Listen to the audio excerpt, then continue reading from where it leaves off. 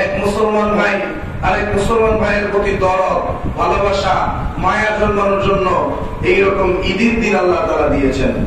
এই ঈদের দিনও যদি আপনার মনে হিংসা থাকে, এই ঈদের দিনও যদি আপনার মনের মধ্যে কি থাকে, মানুষের প্রতি কোন রাগ, গুসা, ক্ষোভ এইগুলা থাকে, তাহলে আমি বলি কি জানেন, যে আপনার জন্য ঈদ আল্লাহ তাআলা দেন নাই, আপনার জন্য দেন নাই, কারণ আপনি পারলেন না ঈদ উপলক্ষে আপনি নিজেকে একটু ছাড় দিতে, মানুষের জন্য একটু ছাড় দিতে। এই জন্য বাবা, মুসলমান হিসেবে আমাদের উচিত হলো পৃথিবীতে যত মুসলমান আছে যাদের সাথে যোগাযোগ করা সম্ভব, যাদের সাথে কথা বলা সম্ভব, হোক সরাসরি সাক্ষাৎ, হোক ফেসবুকে, হোক ইমুতে, হোক মেসেঞ্জারে, হোক ইনস্টাগ্রামে, হোক গুগলে, হোক জিমেইলে, হোক টুইটারে, যে কোনো মারফতে যে কোনো মুসলমানের সাথে যদি যোগাযোগের কোনো ব্যবস্থা থাকে, তো আপনি আমার উচিত হচ্ছে সেই মুসলমানের সাথে একটু ভালোবাসা বিনিময় করা। কথা ঠিক কিনা? অন্য কিছু বানানোর না পারেন, সালামটা দিয়া এতটুকু কথা বলবেন তো ঈদ মুবারক, এতটুকু তো বলা যাবে নাকি? এতটুকু বলা নাই। ঈদের দিনের অন্যতম কাজের মধ্যে একটি, আপনি দেখা করলেন, সালাম দিলেন, ভালো জিজ্ঞাসা করলেন, তারপর আপনি তাকে ঈদ মুবারক করলেন। আপনার জন্য ঈদ মুবারক হোক, আপনার জন্য ঈদ পবিত্র হোক, আপনার জন্য ঈদ সুমহান হোক, আপনি তার জন্য দোয়া করলেন। এর চেয়ে সুন্দর, এর চেয়ে সুন্দর সুশৃঙ্খল এইরকম বন্ধন আর কোন ধর্মে আপনি দেখাতে পারবেন না। যেমন আজকে যারা আমরা ধীরে ধীরে মসজিদের দিকে আসতেছি, ঈদগাতে আসতেছি, এখানে কেউ আছে কোটিপতি, কেউ আছে লাখপতি, কেউ আছে হাজারপতি, আবার কেউ আছে গরিব, কেউ আছে মিসকিন, কেউ আছে অসহায়, কেউ আছে এতিম, কেউ কালো, কেউ সুন্দর, কেউ লম্বা, কেউ খাটো, কেউ মোটা, কেউ চিকনা, এইরকম বিভিন্ন কোয়ালিটির অনেক মানুষ ঈদগাতে আসে, নামাজে আসে। কিন্তু বাবা, ঈদগাতে আসার পরে ধনী আইসা ধনীর সিটে বসে না, গরিব আইসা গরিবের সিটে বসে না, বরং মুসলমান ধর্মের শিক্ষা হলো, ইসলাম ধর্মের শিক্ষা হলো মসজিদে, ঈদগাতে, যে কোনো জায়গায় এক কথায় ইসলামের ইবাদতখানা, ইসলাম মুসলমানের যে ইবাদতখানাগুলি আছে, ওই ইবাদতখানায় যে আগে যাবে, যে যেখানে জায়গা পাবে সেখানেই বসবে, হোক সে গরিব, হোক সে ধনী। কথা ঠিক না? নাকি এমন কোন নিয়ম আছে? সমাজের সম্ভ্রান্ত মানুষ যারা, সম্ভ্রান্ত পরিবারের মানুষ যারা, যারা একটু ক্ষমতা আছে, এরা সামনের কাতারে বলবো না, আসেনি? একটা ভিক্ষুক যদি সে পবিত্র হয়ে মসজিদে ঢুকে সামনের কাতারে জায়গা পায়, তাকে সামনেই বসাতে হবে। আর একজন সম্মানী লোক, একজন আলেম আসতে ওনার দেরি হয়ে গেল, একটু পরে আসছে, উনি পিছনে বসছে, আপনি দেখেন না এতক্ষণ, হঠাৎ করে আপনি দেখছেন একজন আলেম পিছিয়ে বসে রয়েছে, আপনি আলেমের সম্মানার্থে, বুজুর্গ ব্যক্তির সম্মানে আপনি নিজের জায়গাটা সাইডা দিয়া ওনারা জায়গা দিলেন। এটা হচ্ছে মুসলমানের মনের ভালোবাসা। কথা ঠিক কিনা? এটা আলাদা বিষয়। আপনি জায়গা একজনের জন্য যদি করে দেন, এটা ভালো। কিন্তু আপনি আমেরিকায় যান, এই গোটা বিশ্বের মধ্যে উন্নত রাষ্ট্রের মধ্যে অন্যতম রাষ্ট্রের নাম কি? আমেরিকা বা যুক্তরাষ্ট্র। এই আমেরিকা যে এত উন্নত, সেই আমেরিকায় গিয়ে দেখেন সুন্দর আর কালা এক ইবাদতখানায় ইবাদত করে না।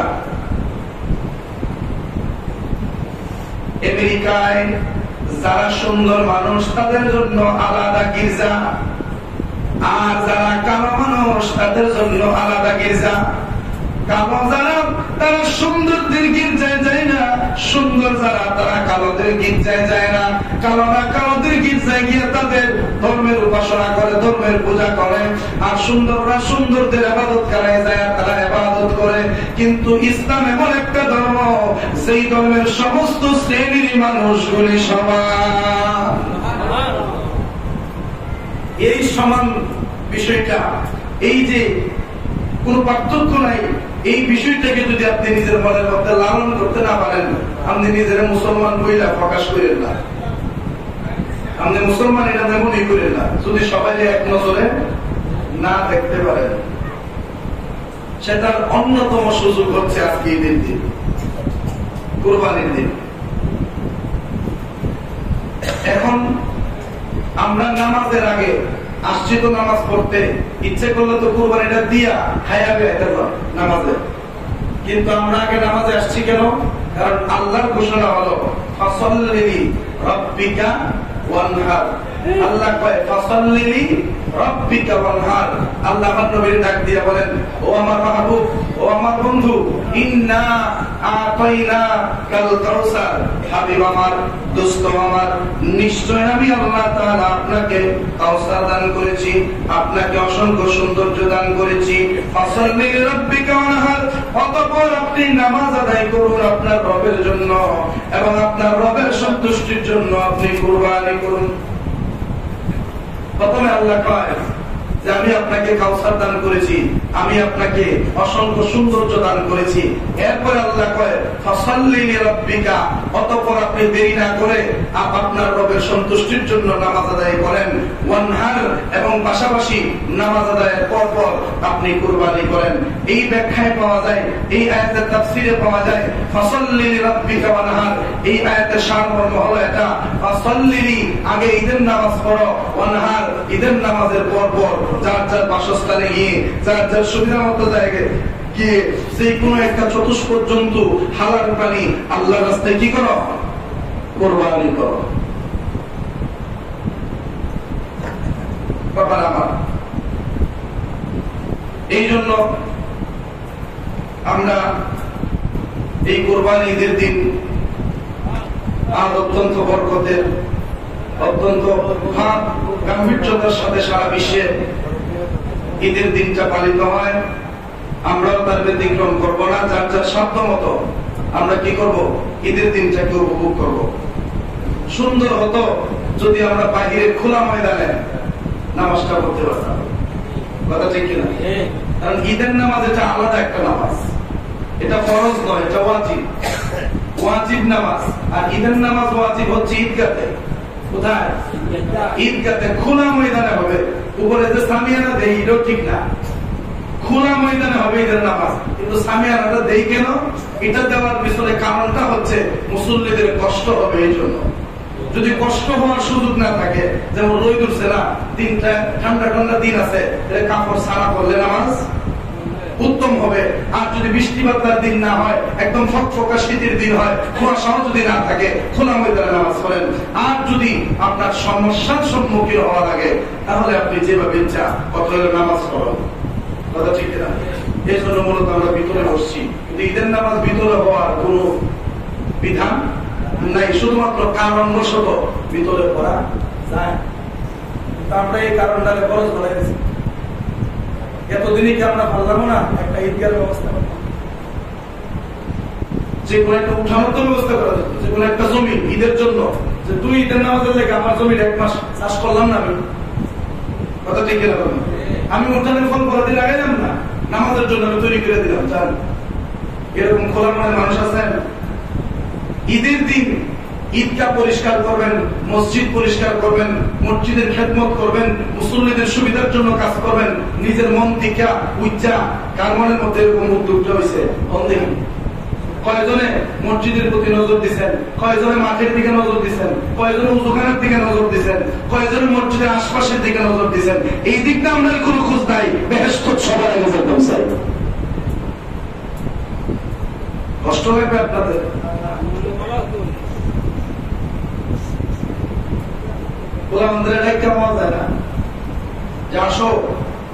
একটু কাজ করি মাঠে বা বাথরুমে, অথচ জগৎ বিখ্যাত যত আল্লাহর ওলিয়া ছিলেন সবাই পীরের দরবারে লেকচার করছে।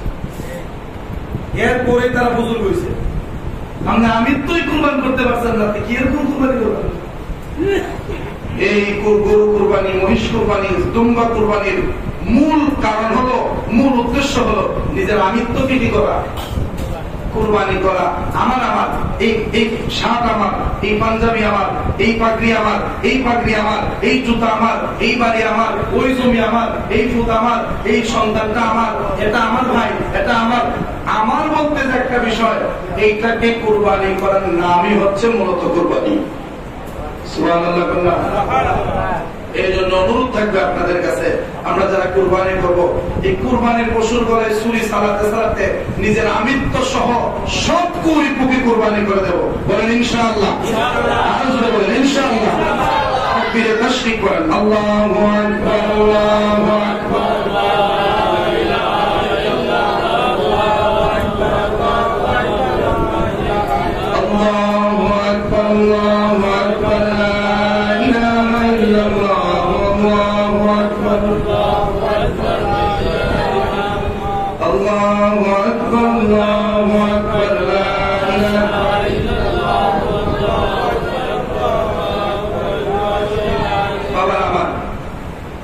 কুরবানির মাসালা মাসাইল আমি যতই আপনারা শোনাই বা মাসলা মাসাইল সম্পর্কে আপনারা যতই সতর্ক করি, আপনারা পূর্ব যুগ থেকে যেটা করেছেন এটা পরিবর্তন করা আমার দ্বারা সম্ভব। কারণ আমি যদি একটা দলিল দিই আর এই দলিলটা যদি আপনার বুঝে না পড়ে, আপনার মাথার যদি পানি দিয়ে মাথাটা ফাটাই ফেলাই, আপনার আমি মানে করতাম না। এটা আমাদের বর্তমান সমাজের অবস্থা। জগৎ বিখ্যাত আলেম যারা এরাও যদি ফতোয়া দেয় আর সাধারণ পাবলিক যে আলিফ বাও করতে পারে না, শুধু ফেসবুকটা কোন রকম চালায়, বুঝছেন কথাটা? হ্যাঁ বেটা জগৎ বিখ্যাত আলেম একটা ফতোয়া দিছে এবং ফতোয়ার সাথে কোরআন সুন্নাহ ইজমা কিয়াস সবগুলো মিল রেখে দিয়েছে, কিন্তু একজন সাধারণ মানুষ যে ভালো করে আলিফ বা পড়তে পারে না, নিজের ফুতের সাহায্যে ফেসবুকটা বুঝছে খুলনা। হ্যাঁ বেটা ওই আলেমের ফেসবুকের ভিডিও কমেন্টে গিয়ে দেখে ফতোয়াটা বুঝে বললো না। কথা ঠিক কিনা বলুন? একটা এক্সাম্পল দিলাম শুধু আপনাদেরকে। এত বড় জগৎ বিখ্যাত আলেমের কথা তার বুঝে বলছে না, আমি কেডা? এই জন্য আপনারা পরিবর্তন করার সাহস বা শক্তি আমার নাই। আমার দায়িত্ব হচ্ছে দলিল, হক, সত্য কথাগুলি শুধু উপস্থাপন করা। কে মানলো, কে মানলো না, কে খুশি হলো, কে খুশি হলো না, কে হেদায়েত পাইলো, কে পাইলো না, এগুলো আমার দেখার বিষয় না। সবগুলা কার? পুরো আল্লাহ জানেন। কথা ঠিক না? আমি যদি সুরের বিরুদ্ধে ওয়াজ করি আর আমাদের মধ্যে যদি কেউ চুপ থাকে, সে যদি বলে হুজুর ওয়াজটা আমার করছে, কারণ এই লোকটি আমি কেমনে বোঝাইতাম যে বাইরে আমি তুই যে সুরটা আমি নিজেও জানি না, তখন তুই নিজের সুর করে আমার প্রথম জানাইছিস ভাই, তুই যে সুর এটা আমি জানি না, কিন্তু আমি সুরদেরকে বলছি তুই যে সুর এটা জানতাম না, তুই নিজে আমার জানাইছিস। মনে রাখবেন, বক্তা যখন বক্তব্য দেয় এটা আমি হই আর যে কোনো আলেম হোক বা যে কোনো বক্তা হোক, তার কোন বক্তব্য একজনকে উদ্দেশ্য করে নয়, বরং পুরো জাতিকে উদ্দেশ্য করে। কাকে? পুরো জাতিকে উদ্দেশ্য করে। কেউ যদি নিজের গায়ে নিয়ে লাগায় তাহলে সেটা তার বোকামি। কথা ঠিক না? এটা সবার জন্য। কার ভিতরে কি দোষ আছে, কার ভিতরে কি গুণ আছে, এগুলো কি আমার জানা সম্ভব? সম্ভব না। গুণ থাকলে আলহামদুলিল্লাহ, দোষ থাকলে পরিবর্তন হয়ে যাওয়াটা উচিত। কথা ঠিক না? এর চেয়ে সুন্দর কথা বোঝাতাম না। বাবা না, এই কুরবানির দিন আমরা গরু কুরবানি করব, কিছু মাসলা আমাদের জেনে রাখা দরকার। একজন হুজুর আছে, নাম হচ্ছে শায়েখ আহমদুল্লাহ। ওই আহমদুল্লাহ সাহেব মাশাআল্লাহ বাংলাদেশের অনেক বড় আলেম, কিন্তু কয়েকটা টপিক ছাড়া ওনার কাছে অন্য কোনো টপিকের আলোচনা পাওয়া যায় না। শুধু কয়েকটা টপিকের আলোচনা ওনার কাছে পাওয়া যায়। ওনাকে প্রশ্ন করা হলো, হুজুর গরুর অন্য ঘুষ খাওয়া যায় আছে কিনা? উনি বলে হ্যাঁ জায়েজ আছে, আপনারা খেতে পারেন।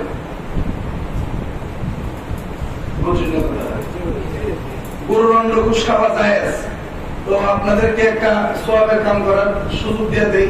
আপনারা যারা দেহা গরু বা ওই যে বলদ নিবেদিতে বলদ গরু বা দামা গরু, এইরকম গরু যারা আপনারা কোরবানি দিবেন, গরুর যে অন্য ঘুষগুলি সবগুলা জমায় রাখবেন। আমি আমার দায়িত্বে হোক আর আপনাদের দায়িত্বে হোক, যে কোনো কারো দায়িত্বে, এগুলো আমি আহমদুল্লাহ সাহেবের কাছে।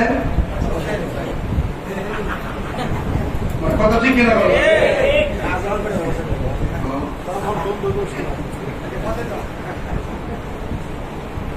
আচ্ছা, কোন সারা জীবনের ভিতরে গরুর অন্য ঘুষ খাওয়া যায়, খাওয়ান যায়, ওইরকম কোন দলিল শুনছে? তখন উনার কিছু অন্ধভক্ত আছে, হুজুরে সব জানে, বাবাই সব জানে, বাবাই সব জানে, কিন্তু মাছের তো মাছের বাজি লুকিয়ে তুইছে, লুকাই তুই শিখাবে না। বাবা সব জানে। বাবার আমার শুধু আলেম হলে চলবে না, এলেমের সাথে তার ভিতরে তাকওয়া থাকতে হবে, এলেমের সাথে তার ভিতরে আল্লাহ রাসূলের প্রতি মহব্বত থাকতে হবে, এলেমের সাথে সবচেয়ে গুরুত্বপূর্ণ যে বিষয় সেটা হচ্ছে আদব থাকতে হবে। কি থাকতে হবে? তাহলে সে আলেম। গরুর অন্ডকোষ খাওয়া এটা জায়েজ না না জায়েজ? আর রুচি দিতে তো কথা ঠিক কিনা কথা? এটা না জায়েজ, এটা আমরা খাবো না। 22টা অঙ্গ, 22টা অঙ্গকে আলা হযরত মাকরু বলেছেন। কি বলেছেন? একটা কুরবানির পশুর 22টা অংশকে আলা হযরত কি বলেছেন? মাকরু বলেছেন। এর মধ্যে অন্ডকোষ এটাও মাকরু, মাকরুহে তাহরিমা, হারামের পর্যায়ে। এরপরে যে গরুর রগ, পিত্ত, মূত্রনালী, হ্যাঁ, এই সমস্ত বিষয়গুলো হচ্ছে মাকরু। এগুলা না খাওয়া উচিত। অনেকে আলা হযরতের উপরে তুহমত দেয় এভাবে যে আলা হযরত হানাফি মাযহাবের সাথে মানে উল্টা করছে। হানাফি মাযহাব মতে নাকি জায়েজ, আলা হযরত নাকি উল্টা করছে। কিন্তু আমি যখন এই মাসালাটা সম্পর্কে একটু জানার চেষ্টা করলাম, তখন আমি দেখলাম যে শুধু আলা হযরত নয়, হানাফি মাযহাবের যত ইমাম আছেন সবাই এই জিনিসটাকে মাকরু বলেছেন। আলা হযরত যে 22টাকে মাকরু বলছেন, সবাই এই 22টাকে মাকরু বলছেন। অতএব এগুলা খাওয়া যাবে না। গরুর শরীরে গোশত আছে, রুচিশীল, খাওয়া যায়। গরুর শরীরে হাড় আছে, চুষতে ভালো লাগে, খাওয়া যায়। গরুর মগজ খাওয়া যায়, কলিজা খাওয়া যায়, তারপর ফুসফুস এগুলা খাওয়া যায়।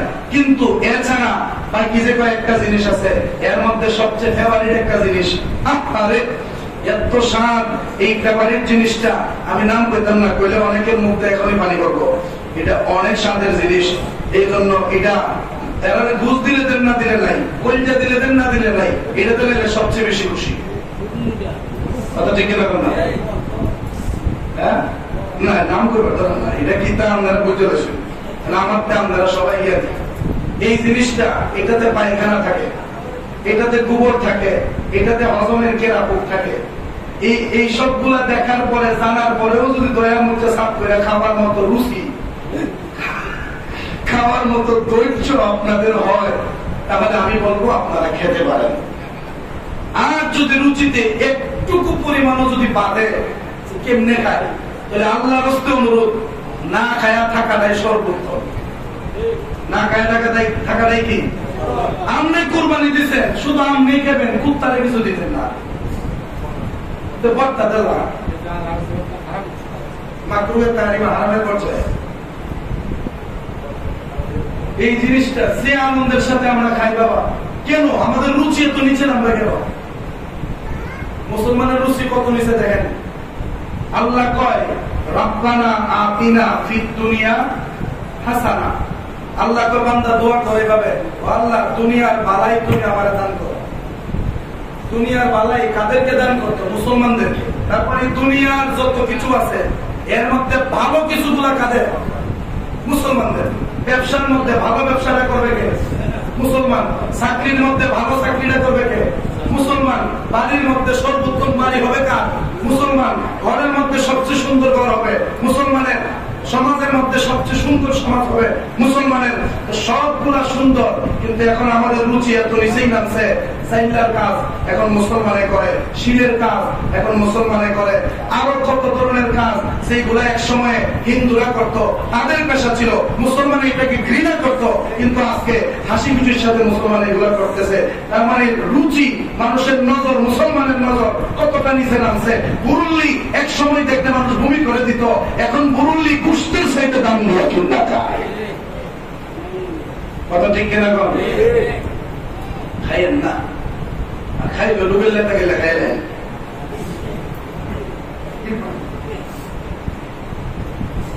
আল্লাহ হযরত ডাইরেক্ট বলছে, আল্লাহ হযরত তো ফতোয়ার বেলায় কাউকে ছাড় দিছে না। উনি ফতোয়ার বেলায় কাউকে ছাড় দেয় নাই। উনি এটাকে সরাসরি বলেছেন মাকরুহে তাহরিমা, হারাম। এবং এমনকি উনাকে কেউ প্রশ্ন করছে যে হুজুর মাকরু হইলে তো অনেক সময় খাওয়া যায়, যেমন কাঁকড়া। কাঁকড়া খাওয়া কি মাকরু? কিন্তু কাঁকড়া অনেক সময় আমরা খাইনি, খাই কাঁকড়া খাওয়া যায়। সমুদ্রের যত প্রাণী আছে খাওয়া যায়। কাঁকড়া, কাঁকড়ার মাছলা যেটা ইসা মাছের মাছলা, মানে চিংড়ি মাছের মাছালা যেটা, কাঁকড়ার মাছালাও এটা। কারণ চিংড়ি কাঁকড়া উভয়টাই পানির মধ্যে বসবাস করে, উভয়টার শরীরে রক্ত। চিংড়ি মাছ যদি তাউসের সাথে খেতেন, কাঁকড়াও খেতে, মাছলায়। কিন্তু কাঁকড়া আমরা খাই না। কেন খাই না? রুচিতে ধরে না। চিংড়ি খাই কেন খাই? রুচিতে ধরে। অতএব রুচিতে যে এটা ধরে এটা হালাল, রুচিতে যে এটা ধরে না একটু খালিও সন্দেহ লাগে এটাই মুসলমানের জন্য হারাম। সুজা সুজা করবো। এবার আসেন আমরা গরু কোরবানি করবো। এই গরু কোরবানি নিয়ে গতবার ইমাম সাহেবুল্লাহ টানাটানি, কত বড় দরবার, যেমনি যেমনি হোক এটা একটা সমাধান কইরা শেষ করা হয়েছে। গরু জবাই আমি কিছু একটু করে আইতাছি বা একটা দিয়ে ইতালে কারাকারি। এখন তো খুব সেট হয়ে গেছে, মানে রাগ ওই ফুল। আচ্ছা কর আমি মানুষ কয়জন? হাত কয়টা? একটা গরু কাটতে নিম্নে কত মিনিট সময় লাগবে? গরু কাটতে তো আধা মিনিট লাগে না, আল্লাহ আকবার বলে তো শেষ। কিন্তু গরুটা ফালাইতে, বাঁধতে, ধরতে নিম্নে তো 10 মিনিট, সর্বনিম্ন কত? 10 মিনিট। তো যদি 10 মিনিট করে লাগে, 10টা গরু জবাই করতে কত মিনিট লাগবে? 100 মিনিট। তো 100 মিনিটে কয় ঘন্টা? প্রায় 1.5 ঘন্টা। 1.5 ঘন্টা লাগবে আমার 10টা গরু জবাই করতে। এখন আমার হাত দুইটা, আমি কেমনে কম আধা ঘন্টার ভিতরে 15টা জবাই। তবে ভাবুন সব গরু মসজিদে মারবেন, 5 মিনিটের ভিতরে সব করে দেওয়া, কোন দরকার নাই। কথা ঠিক কিনা? যার গাড়ি যাবে। আর যদি বাড়ি বাড়ি গিয়া দেওয়া লাগে, ইমাম সাহেব দিয়া গরু জবাই দেওয়ার ইচ্ছা যদি থাকে, একটু সবুর করতে হবে। আর যদি সবুর করতে না পারেন, সবচেয়ে উত্তম হবে কিছু পারেন আর না পারেন অন্তত কালিমা শরীফটা তো পারেন, লা ইলাহা ইল্লাল্লাহ মুহাম্মাদুর রাসূলুল্লাহ এটা তো পারেন। এটা কয়ে বিসমিল্লাহি আল্লাহু আকবার কয়ে নেবেন, আপনি নিজেই সাহস করে নেবেন, জবাই হয়ে যাবে। কিন্তু উত্তম হবে যদি সুন্দর করে ইখলাসের সাথে জবাইটা দেওয়া হয়। ইন্না সলাতি ওয়া নুসুকি ওয়া মাহইয়া ওয়া মামাতি লিল্লাহি রাব্বিল আলামিন লা শারীকা লাহু ওয়া বিযালিকা উমিরতু ওয়া আনা আউয়ালুল মুসলিমিন। ইব্রাহিম নবী যে দোয়াটা, এটা বলে ইন্নী ওয়াজ্জাহতু মনে মনে বলে বিসমিল্লাহি আল্লাহু আকবার 7 শরীকের নাম দিয়ে দিলেন, শেষ, কুরবানি হয়ে গেল। তো নিজের কুরবানি নিজে করা সর্বোত্তম, কারণ আমার নবী নিজের কুরবানি নিজে করতেন। সুবহানাল্লাহ। এবার আসেন, অনেকেই প্রশ্নটার সম্মুখীন হয়েছেন, আমাকে অনেকে প্রশ্নটা করছে। এই জন্য আমি বলতেছি যে হুজুর আমার বাপ মারা গেছে, আমি আমার মনের মধ্যে ইচ্ছা আমি আমার বাপের নামে কুরবানি দিতাম। হুজুর আমার মা মারা গেছে, আমার মনের মধ্যে ইচ্ছা আমি আমার মায়ের নামে কুরবানি দিতাম, দেওয়া যাবে কিনা? মাসালা হলো কুরবানি যার উপরে ওয়াজিব, সে নিজের নামে কুরবানি দেওয়ার পরে যে কোনো মানুষের নামে সে কুরবানি দিতে পারে, যে কোনো মানুষের নামে সে কুরবানি দিতে পারবে। 54 বেজে গেছে, আর 6 মিনিট সময় আছে। মুসলিমদের এখনো যারা আসেন নাই দ্রুত চলে আসেন, ইনশাআল্লাহ জাস্ট টাইম আমরা নামাজে দাঁড়িয়ে যাব। ধরেন একটা ফ্যামিলিতে 5 জন মানুষ, কয়জন? 5 জন সদস্য। এর মধ্যে বাপ নাই, মা আছে, আর বড় ভাই আছে।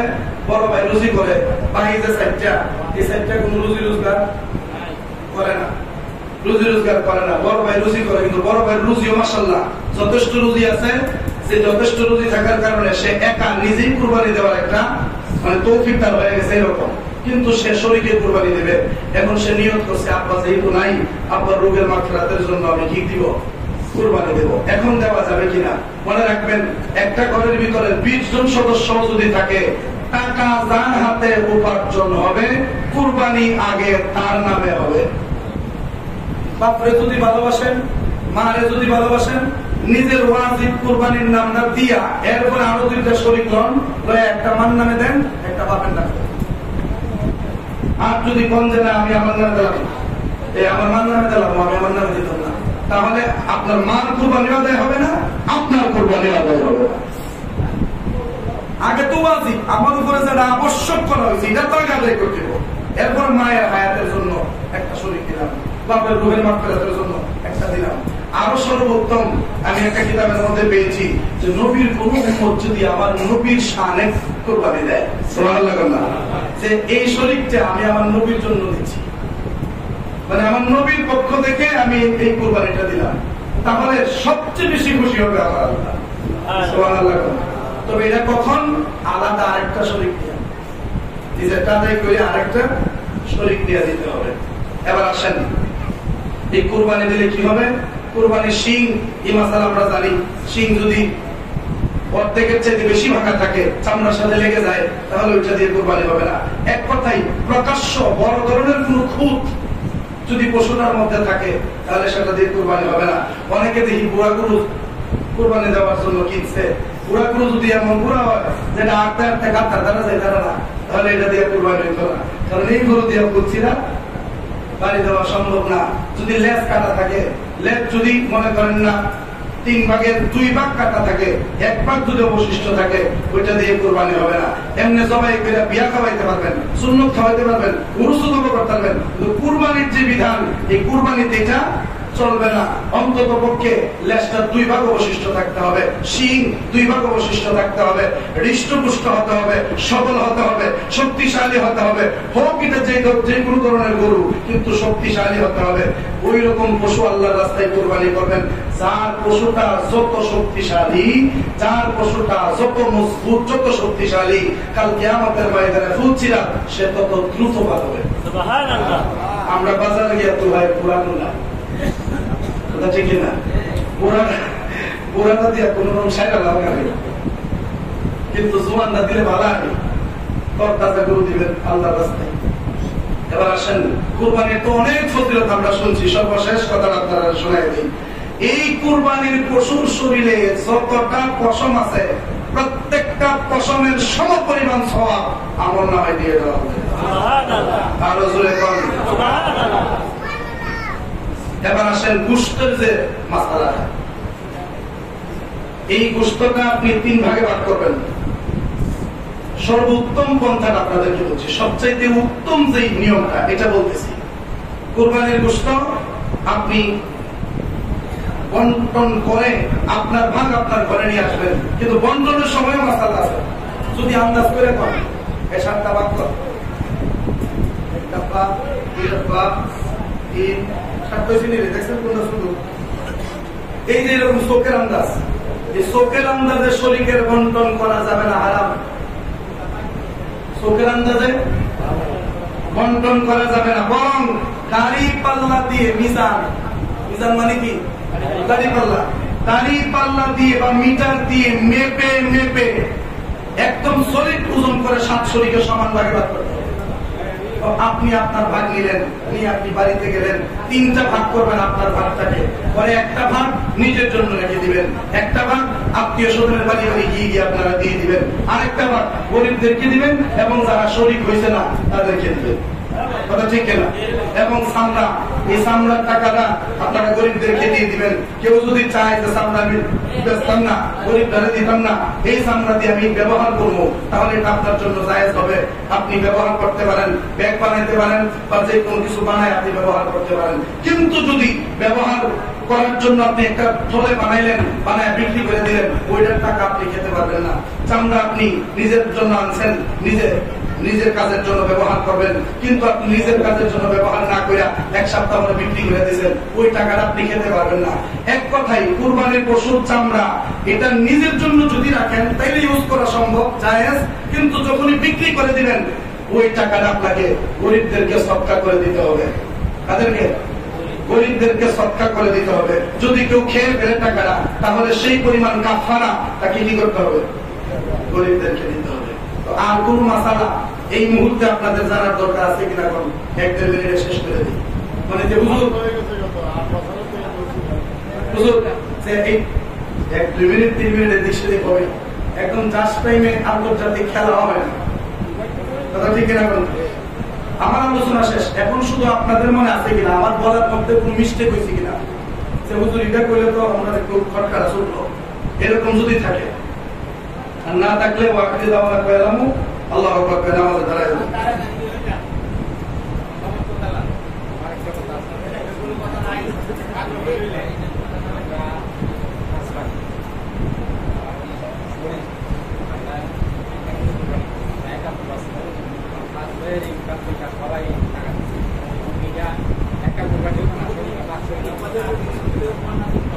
5 ভাই কি একখানে একসাথে? 5 ভাই যদি একসাথে থাকে, 5 ভাইয়ের ইনকাম যদি থাকে আলাদা আলাদা, একসাথে থাকলে মানে সবার বড় যিনি, ঘরের যিনি চালক, কর্তা যিনি, কুরবানিটা ওয়াজিব হচ্ছে ওনার উপরে, কুরবানিটা ওয়াজিব হচ্ছে ওনার উপরে যিনি কর্তা। আর যদি একা কুরবানি দেয় তাহলে 7 নাম দেওয়ার সুযোগ আছে। সেই তো 5 ভাইয়ের নাম দিবে, মায়ের নাম দিবে, বাবার নাম দিবে, 7 নাম পরিপূর্ণ হয়ে যাবে। আর যদি চায় যে আমি কেউ নাম দিতাম না, শুধু বড় ভাইয়ের নাম দিব, আর বড় ভাই ঘরের লিডার, তাহলে এক নামে কুরবানি চলবে এবং বাকি 4 ভাইয়ের কুরবানিও কি হয়ে যাবে, আদায় হয়ে যাবে। কারণ তাদের উপরে তো আর আলাদাভাবে কুরবানি কিনা ওয়াজিব না, আলাদাভাবে কুরবানি ওয়াজিব করে আলাদাভাবে দিতে হবে। আর এক জায়গায় এক ফ্যামিলিতে টাকা সব একখানে এসে জমা হয়, তাহলে যে কোনো একজনের নামে দিলে হয়ে যাবে। আল্লাহ আমাদেরকে বোঝার তৌফিক দান করুন, আমিন। তো ইনশাআল্লাহ এখন নামাজ শুরু হয়ে যাবে। মুসলিম কেরাম আপনারা চলে আসুন। আল্লাহ তাআলা যেন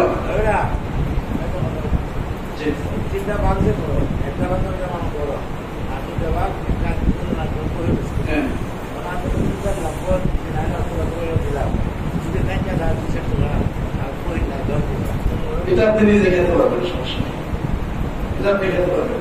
আরেকটা বিষয়, অনেকে গরু বানাইতে হয়, এরা ঘুষ দিয়ে আবার শ্রমিক দিয়ে না, বরং এরা 100 টাকা দিয়া বা 500 টাকা দেওয়ার পরে এরপরে আপনি নিজের দিকে কুরবানির প্রস্তুত থেকে একটা উপহার হিসেবে। আল্লাহ তাআলা আমাদেরকে বোঝার তৌফিক দান করুন, আমিন। ওয়া মা আলাইনা ইল্লাল বালাগ। আসসালামু আলাইকুম ওয়া রাহমাতুল্লাহি ওয়া বারাকাতুহু।